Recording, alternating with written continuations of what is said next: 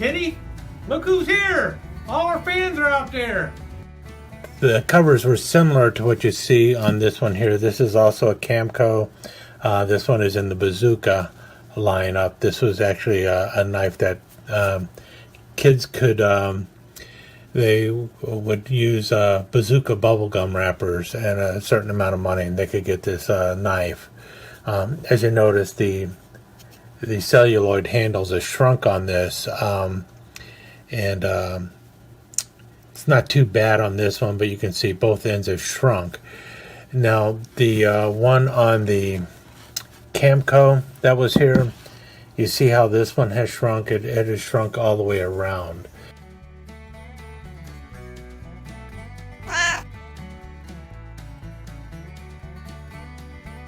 Greetings and salutations. Welcome to Knife Chats with Tobias. I thought what I'd talk about today are these knives right here. These are the Camco Workhorse pocket knives. Now, for those not familiar, Camco was the budget brand for Camillus. This is back before 2007. As you know, the Camillus trademark is still around today. Today, Camillus is a trademark for a larger corporation known as Acme United. They own the trademark. And Acme United Camillus continues to turn out knives. Now, the majority of the Acme United Camillus knives are made in China. However, not all Acme United knives are made in China. They also have a line of Camillus knives that are made in the United States. These knives, however, were made pre-Acme United. These knives were made by the old Camillus, the Camillus that went bankrupt in 2007. I guess we could call it old Camillus versus new Camillus or something like that. I don't want to go into great details about all of that, but what I do want to tell you is that these knives were basically like a last gasp from the old Camillus, the one that went bankrupt in 2007. And they are an interesting series of knives. Now, for those who are not familiar, Camco was the budget line of knives from Camillus.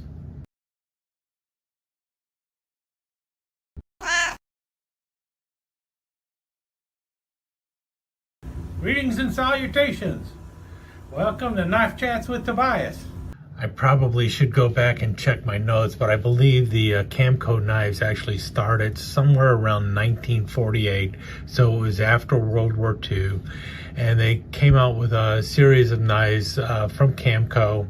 And the basic difference between the Camco knives is they used lesser materials than the other Camillus knives. As you can see here, you can see steel spacers here instead of brass spacers. Same here with this one here, but actually, no. You can see here, this one also has some brass. This is Bazooka, but if we open it up, we see this is Camco USA. So the big difference is a lower quality of steel being used and less expensive material being used for the handles and stuff like that. So is the budget line. Still a quality, well-made line of knives, just as these are also a quality, well-made line of knives. The difference, though, is these were Camco USA, and right up until the end, the Camco knives were being made in the United States. That's not to say that Camillus did not make knives from in other countries, because they absolutely did. One series of knives, for instance, is right here. This is from the Syracuse Knife Company, which was also a brand of Camillus.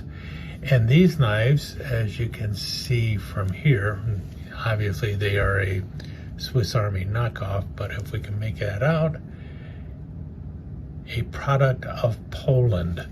These knives were made during the time of Soviet-occupied Poland, or communist Poland. And these knives were being made in Poland for sale in the United States. And they're basically Swiss Army knockoffs and pretty decent knives too. These knives, however, are made in, as you can see here, PRC, People's Republic of China. And that's where the Camco Workhorse knives were being made at. And this was, like I said, somewhere right around the end of the road for Camillus is when these knives started showing up. Did it have something to do with Camillus closing? I don't know. I really don't. I'm not getting into all the politics of why the old Camillus closed. Knives just basically took a big hit in the early 2000s, and you will see that throughout the industry. But in any case, Camillus decided to move this, at least a part of their Camco line, to China, and the Workhorse knives were part of that series. I don't know who was involved with that or anything like that. What I do know is I have 4 examples of them here. If you notice, 3 of them are in red jig, and this one here is actually in black micarta. Notice that. At first I thought this was in a kind of a G10 or something, but no, they are actually in micarta. And they were these 2 series that they were working on, the micarta series and the red jig bone series. And from what I understand, there could have been as many as 14 different knives in these 2 series. I'm basing that off of the numbers that were assigned to the knives, because the lowest number I have seen on one of the knives is 001, and the highest number I have seen on a knife, on one of these Workhorse knives is 014. And it seems like there was the 001 JB for jig bone, and there was also the 001M for micarta. So it looks like there were 2 different series. That was, if they did not make 14 knives, they intended to make 14 knives. So far, I have only been able to discover 10 different patterns that would have been in the series. And you see 4 of them here. The other series, the other knives I've seen in the series are a trapper, a 2-blade jackknife, a humpback whittler, a round bolster medium stockman, a Congress, and a peanut, and then the 3 knives or 4 knives that we have in front of us here. Now, as I mentioned, these were all knives that were made in China, People's Republic of China, but they are really stunning works of art. They all came in this box, or a box similar to this. As you can see, this one is 011 JB jig bone, and I believe that is for this particular knife here. That's for the 3-inch lockback. Well, we're going to start with the one that's in micarta. This is the only one I have in micarta. Will I ever get all of the knives in the series? Well, I don't even know if all the knives were made in the series, but I'm still on the hunt to see how many of these I can get in both jig bone and micarta. In any case, this is the square-jawed large stockman, which is 3 7/8 inches long. And you see it has a wonderful clip blade. Blade is nice and tight too. And I've received this knife used. And you see all of them have the plow being pulled by a team of 2 horses, and then you have the farmer in the back there with the whip. You see Camco, and then on the back side you see PRC. Really smooth action on this. Got a wonderful sheepfoot blade there. If you notice, yeah, there is a little bit of a blade rub going on there, but not much. Nice little sheepfoot. And then the other blade on there is your spade blade. And again, the blades are nice and tight. These are super well-made knives. I know they were made in China, and so a lot of people just refused to buy them simply because they were made in China, and it was the whole thing, another U.S. company selling out. remember, Buck also started making knives in China. Matter of fact, their slip joints, such as this now, are still made in China as far as I know. They're not made in the United States anymore. And the reason being is, well, they needed to do something in order to compete in America. So that's why they did that. In any case, there's the Stockman, and it is a beautiful knife. I will show it again in the slideshow at the end. This was the very first one I picked up. This one I saw it online. It's like, wow, that is beautiful. And I had no idea that it was made in China at the time when I was picking it up. You know, and you see there, you got the nickel silver bolsters, the brass liners, the beautiful red jig bone going on there, the Workhorse shield. The construction is almost flawless. Open it up. And again, you have the Workhorse logo on the blade there and PRC on the backside, but this blade is nice and snug and tight. We'll look at some alignment there. There you go. Can't complain about the alignment. So even though the knives were being made in China, the old Camillus was doing their best to make sure that the quality of the knife build was to their standard. And they did a great job with this one. And then this was the other one I picked up. I swear I've got the peanut around here somewhere, but I have no idea where it is. This was the lockback. You see there, the alignment isn't as great for the lockback. You see there, doesn't rub, but it is definitely favoring the backside of the knife. Got the Workhorse shield there.